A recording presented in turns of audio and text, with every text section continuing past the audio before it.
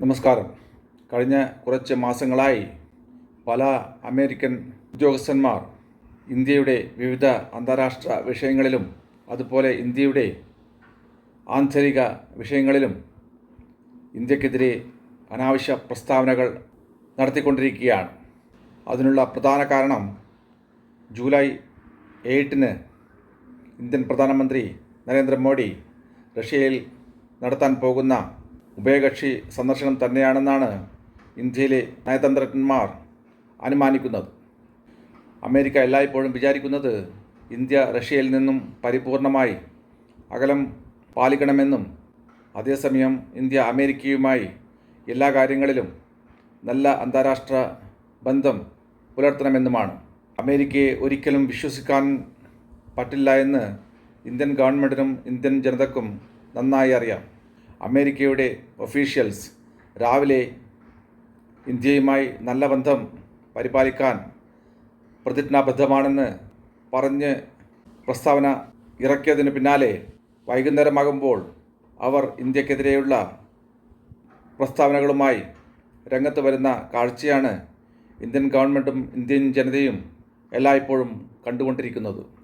മറ്റുള്ള രാജ്യങ്ങളെ ബ്ലാക്ക്മെയിൽ ചെയ്ത് അവരുടെ മേൽ അമേരിക്കയുടെ ബിസിനസ് ഇൻട്രസ്റ്റും മിലിറ്ററി ഇൻട്രസ്റ്റും നയതന്ത്ര ഇൻട്രസ്റ്റും അടിച്ചേൽപ്പിക്കുക എന്ന നയതന്ത്രമാണ് അമേരിക്കൻ ഗവൺമെൻറ് എല്ലായ്പ്പോഴും നടത്തിക്കൊണ്ടിരിക്കുന്നത്.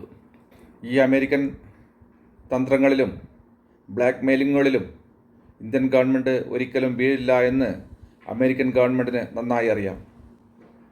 അതുകൊണ്ട് തന്നെയാണ് റഷ്യൻ യുക്രൈൻ യുദ്ധം നടക്കുന്നതിനിടയിൽ റഷ്യയിൽ നിന്നും ക്രൂഡ് ഓയിൽ ഇറക്കുമതി ചെയ്തുകൊണ്ടിരിക്കുന്ന ഇന്ത്യൻ കമ്പനികൾക്കെതിരെ ഇതുവരെ അമേരിക്കൻ ഗവൺമെൻറ് സാമ്പത്തിക ഉപരോധം ഏർപ്പെടുത്താതിരുന്നത്.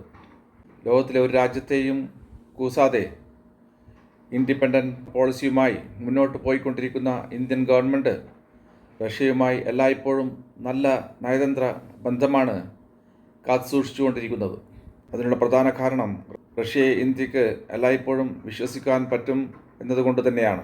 എത്രയോ ദശാബ്ദ കാലമായി പഴയ USSRും അതിനുശേഷമുള്ള റഷ്യയും ഇന്ത്യയുടെ ഓൾ വെതർ ഫ്രണ്ട് ആണെന്ന് മാത്രമല്ല, ഇന്ത്യക്ക് വേണ്ടി നയതന്ത്ര തലത്തിലും ഡിഫൻസ് തലത്തിലും എന്ത് സഹായവും ചെയ്യാൻ റഷ്യൻ ഗവൺമെൻറ് തയ്യാറാണ്.